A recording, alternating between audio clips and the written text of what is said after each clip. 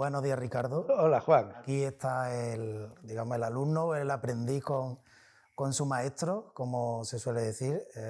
30 años de aquella primera iniciativa, ¿no? Y bueno, yo creo que en estos 30 años, pues bueno, son muchas cosas las que celebramos en Fertingé, ¿no? Pero sobre todo creo que es una empresa que aglutina muchísimos valores que o bien se han perdido y creo que se están retomando o no se deberían de haber perdido nunca, ¿no? Y por lo menos hoy uno de los principales, pues es que para saber quién eres y sobre todo para saber a dónde vas, no hay nada más importante que saber de dónde vienes, ¿no? Cuál es tu origen. Y bueno, y por eso estoy aquí, porque mucha gente en Fertingé incluso piensa bueno, que la empresa la fundé yo, ¿no? Siendo tan joven. Cuando digo que tiene 30 años, pues me dicen que con cuántos años la fundé, ¿no? Entonces, pues bueno, encantado y sobre todo que la gente conozca un poco el origen un poquito y la historia de Fertingé, por lo menos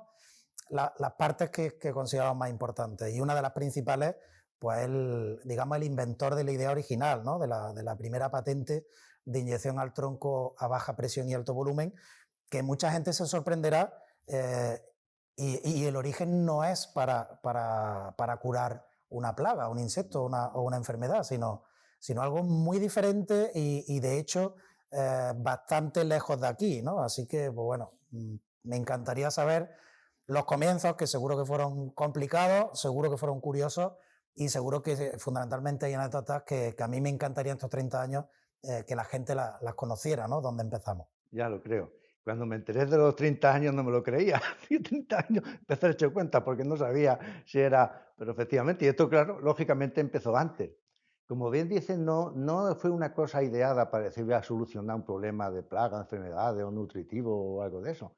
Era que estábamos entonces yo en una estancia en California, en la Universidad de California, en Davis, y entonces estaba estudiando aspectos fisiológicos del olivar, sobre todo el tema de la alternancia, la becería. Y entonces teníamos que aplicar hormonas para hacer algunos experimentos con los que yo estaba allí en el laboratorio. Y claro, ¿qué ocurre? Que el olivo tiene una hoja coriácea, a veces hay cosas que le van bien, otras no, aplicarlo vía foliar, bueno, aquello tenía un jaleo. Entonces, la cuestión era que allí en California se utilizaban mucho las inyecciones de alta presión. Está extendido para tratar arboledas, pero claro, aquello, como sabes, es un mamotreco enorme para un ensayo de unos cuantos árboles, eso, y allí que tampoco estaban los aparatos, y entonces estaba diciendo, claro, pues si esto se pusiera por inyección, claro, pues entonces empezamos a darle vuelta. Llegó un profesor de Israel que conocía muy bien, ya mayor, y estuvo allí unos cuantos días dándole vuelta a aquello, "Oye, pues mira, y tal. Y total, que las cosas siempre surgen de pequeñas ideillas, ¿no? Fue cuando se nos ocurrió, pues utilizar los tubos de látex como medio de presión, atándolo con unas pinzas primero, y eso, bueno, y ya dije, todo esto está muy bien, pero a ver quién le pone los agujeros al árbol, porque claro, con un taladro manual aquello se desgaja y se sale, ¿eh? Y digo, no me lo voy a poner en las narices, el enchufe. Digo, si hubiera un berbiquí a pilas, eso lo pedía yo como si pedía ir a la luna, porque yo en mi vida no sabía ni que eso No existía ni que existía en podía España existir. todavía. En España, cuando volví aquí, no sabían en la ferretería que eso existía. Digo, si se tira a pila, pidiendo una cosa imposible. Cuando al día siguiente llego a mi mesa y me encuentro encima de la mesa un berbiquí a pila con una nota y dice, Ricardo, esto es lo que tú querías. Y efectivamente nos pusimos a trabajar. Claro, entonces lo poníamos, los inyectores eran un taco de madera.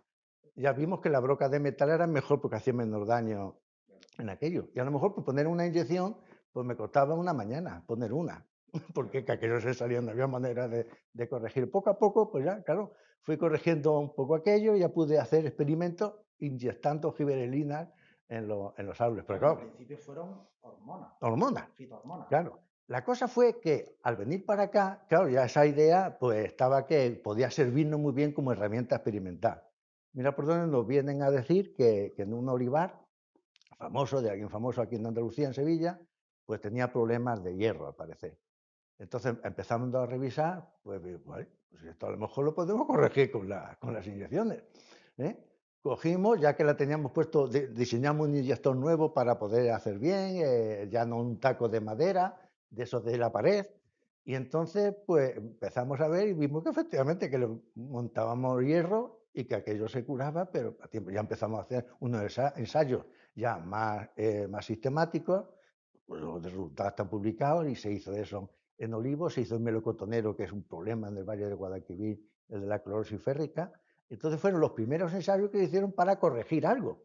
¿Eh? Ya que teníamos puesto aquello al punto, lo mejoramos, claro, venir aquí, pues otros compañeros míos de aquí ya también se unieron al grupo para desarrollar las inyecciones, y entonces a partir de ahí, claro, tener algo que ya es capaz de controlar un problema agrícola de importancia, de difícil solución por otros medios, porque a partir de ahí ya, cuando surgió la empresa, surge Fertinge ya para dar solución a todo eso. Sí, porque Fertinjet, se lo explicaba el otro día precisamente a la directora de la Escuela de Agrónomos, ¿no? a Rosa Gallardo, que Fertinjet efectivamente tuvo ese germen y directamente, precisamente este propietario, ¿no? que bueno, muy conocido, él tenía una empresa y él mismo fue el que promovió que esto tenía que ver la luz desde un punto de vista empresarial, ¿no? Fuera de lo que era simplemente la investigación, sin dejar la investigación, pero para darle, digamos, una mayor amplitud al proyecto. Porque empezábamos a tener una cantidad de peticiones de inyecciones de otros que teníamos esos problemas,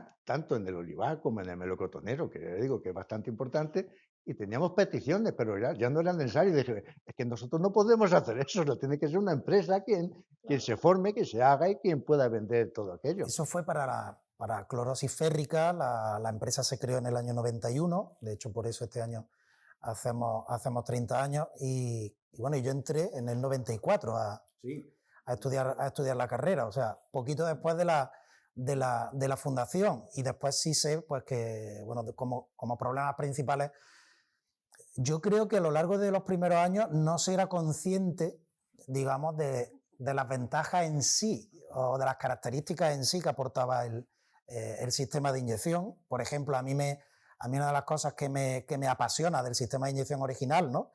Y que es la base del sistema actual, y de hecho que fue premiado como un segundo premio, una medalla de plata en un salón internacional de invenciones en Ginebra, para mí es la brillantez de la sencillez, es decir, la brillantez de que se aproveche un globo, básicamente la energía elástica que tiene un globo como bomba de presión para introducir un líquido, en este caso dentro del árbol. Y usarlo muy focalizado en, digamos, una parte muy técnica, muy de investigación, sobre todo para resolver problemas que no tenían solución por otros medios.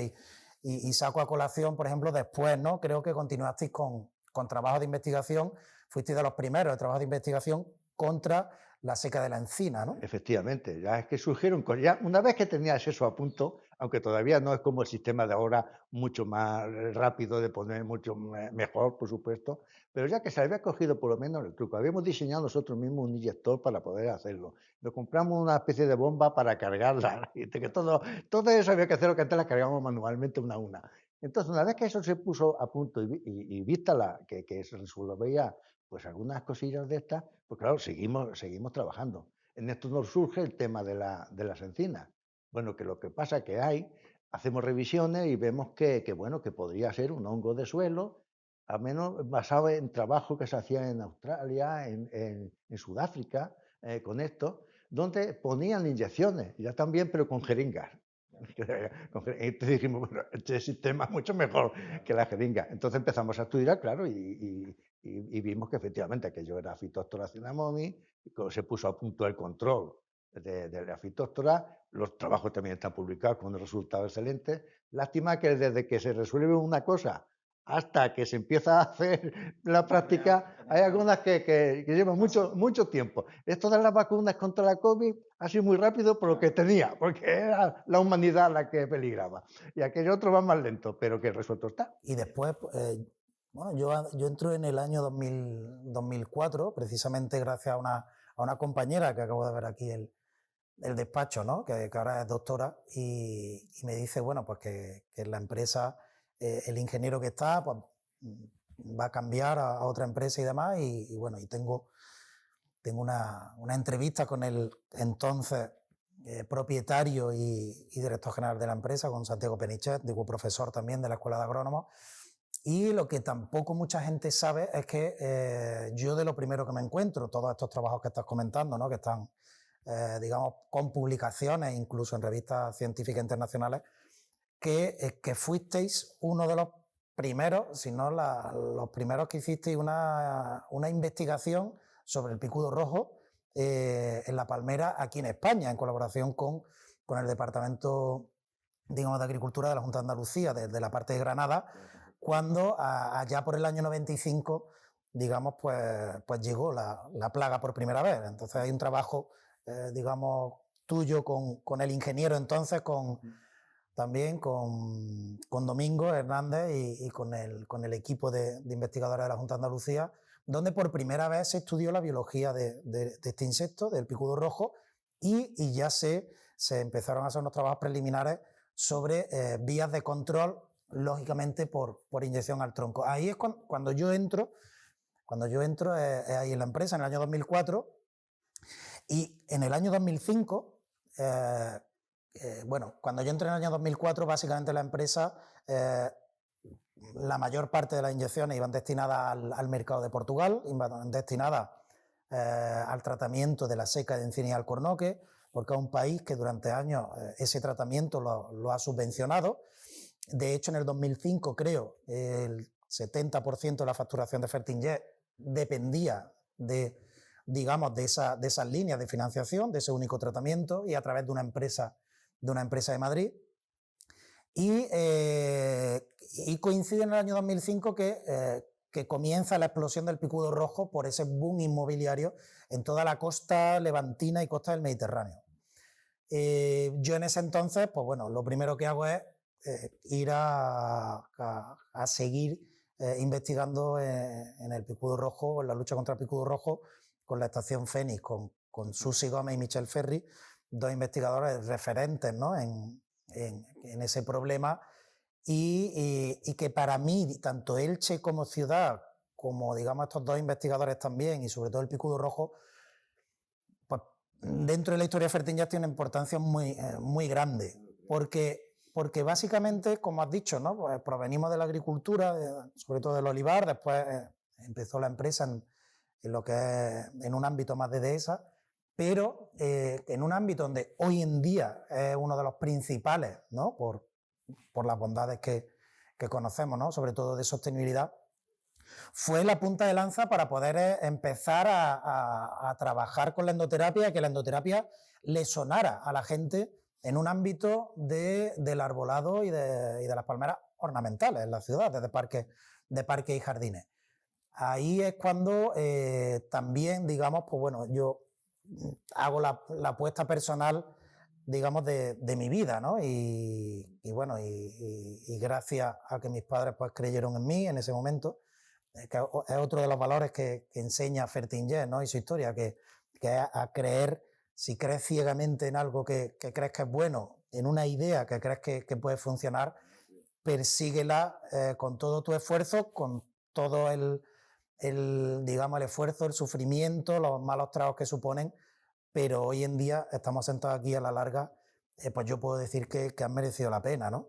En ese entonces, pues bueno, mis padres, pues mi padre es un empleado de banca, mi madre es ama de casa, y digamos lo que hacen es rehipotecar la casa familiar para poder adquirir, digamos, esa parte de participaciones en ese entonces la empresa mayoritaria, que era aquella empresa de Madrid que era el principal cliente.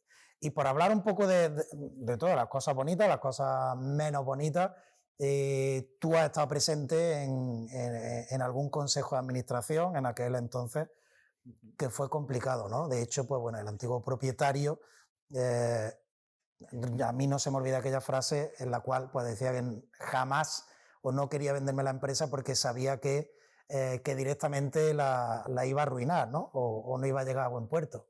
Pues bueno, 17 años después o 15 años después, desde ese 1 de diciembre del 2006, que es cuando yo pues, me meto de lleno, ¿no? A nivel ya, meto toda mi vida y la de mis padres, la de mi familia en la empresa, pues bueno, hasta hoy, ¿no? En medio, pues bueno, pues en medio han ocurrido cosas como pues en 2010, ¿no? El haber desarrollado, inventado haberle dado una vuelta a la patente original, haber dejado todas las bases que son la fortaleza, creo yo, ¿no? De esa patente de nuestro sistema, ¿no? Que sea un volumen alto y variable, que podamos adaptarnos a cualquier tipo de químico, ¿no? Ya sea fitosanitario, ya sea hormonal, ya sea nutricional, adaptarnos con la presión también baja, pero variable, a poder inyectar en un tiempo adecuado, ¿no? Cualquier especie de árboles o palmeras.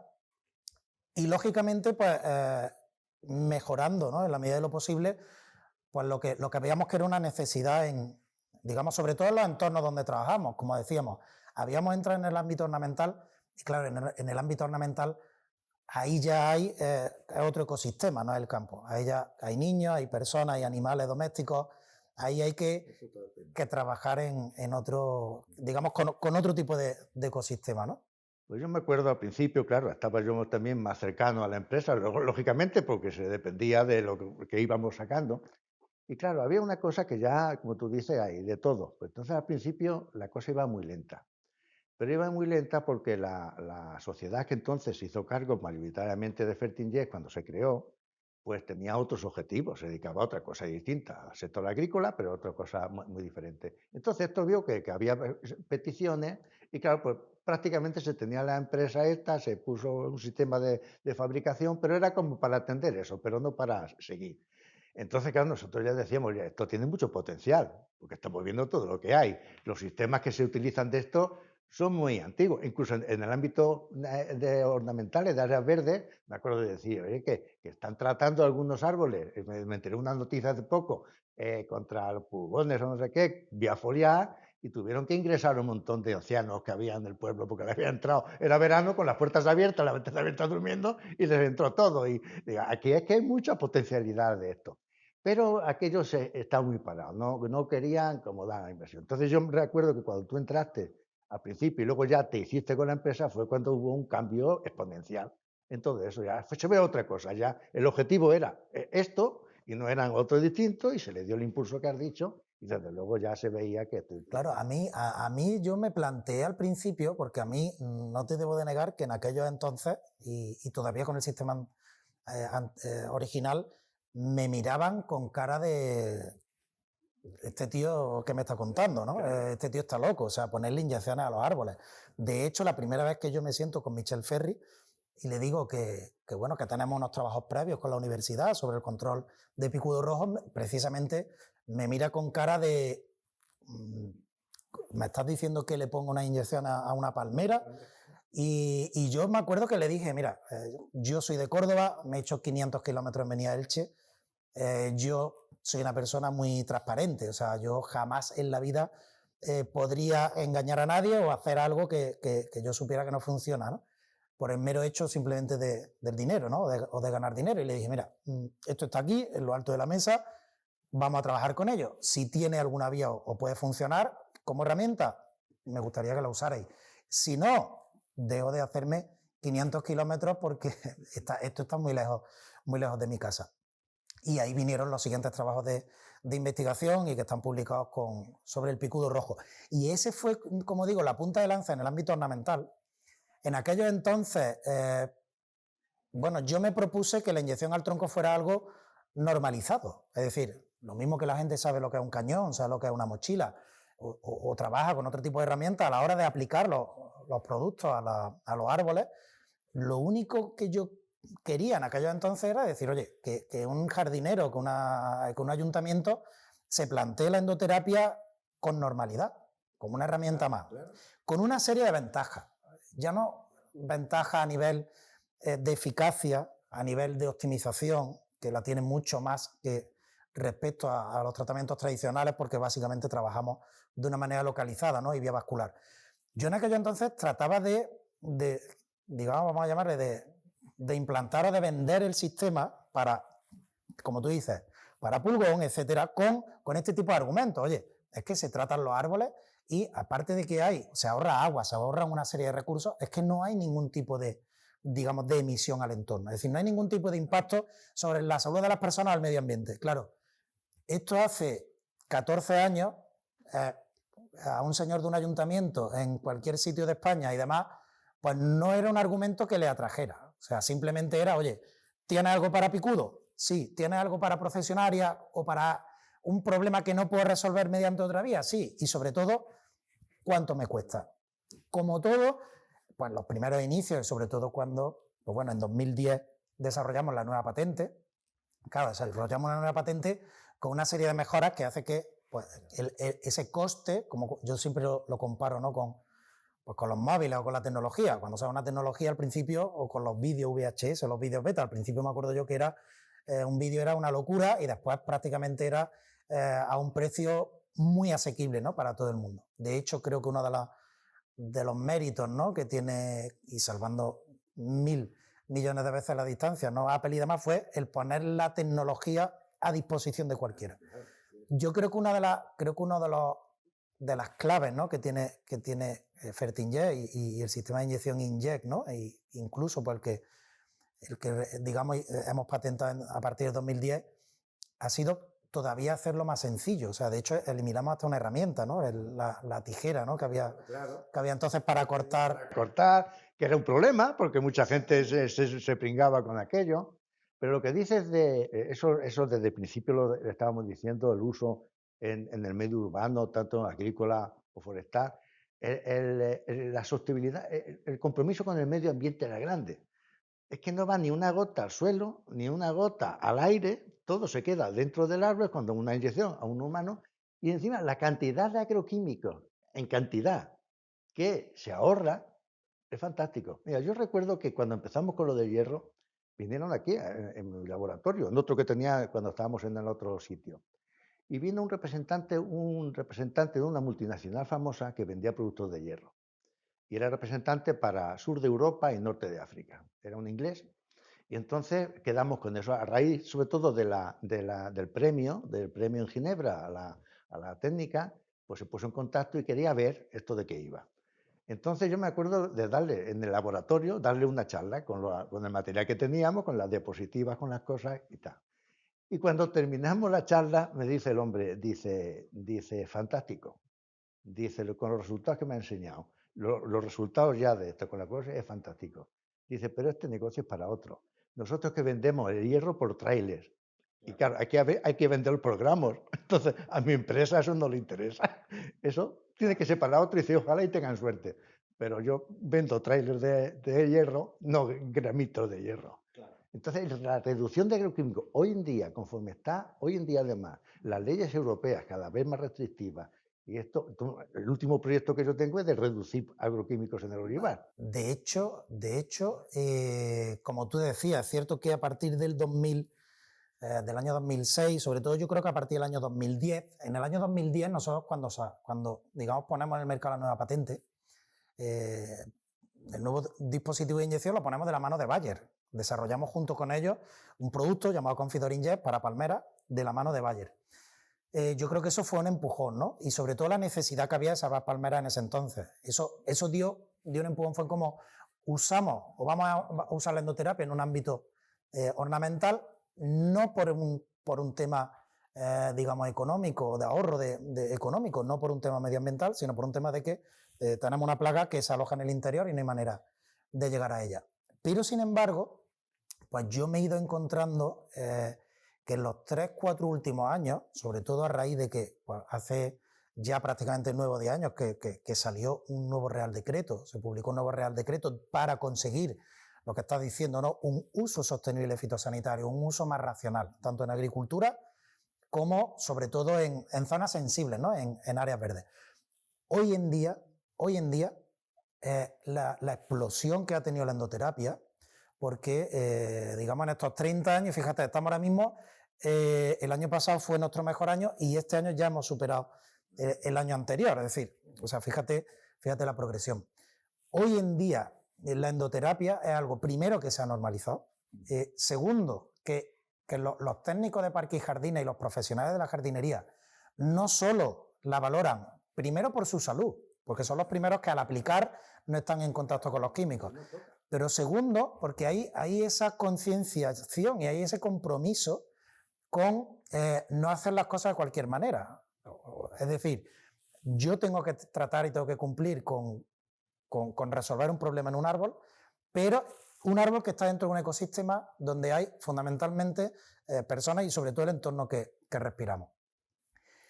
Después de estos 30 años, pues, y nunca lo hemos medido, pues hemos hecho una medición que tú en el origen no era el objetivo, es decir, el origen, el objetivo inicial de la creación de este sistema de inyección no era, digamos, reducir, por ejemplo, las emisiones de CO2, que tan importantes son hoy en día. Bueno, pues en estos 30 años, como dato hemos conseguido que 4 millones de árboles no hayan muerto de alguna plaga o alguna enfermedad o algún problema nutricional, pero es que todos esos árboles que se han tratado mediante, digamos, las inyecciones de Fertinjet, se ha conseguido evitar que 12.000 toneladas de CO2 se emitan a la atmósfera. Este mundo, ¿no?, de lo que tú te lo has encontrado, para mí es una satisfacción que me hace que cada día pues esto merezca la pena, ¿no? Y seguirá mereciendo la pena. Así que, bueno, Ricardo, muchísimas gracias. Para mí siempre será mi maestro y mi profesor. Y nos emocionaremos y que tengamos mínimo 30 años más. Por menos. Encantado. Venga, gracias.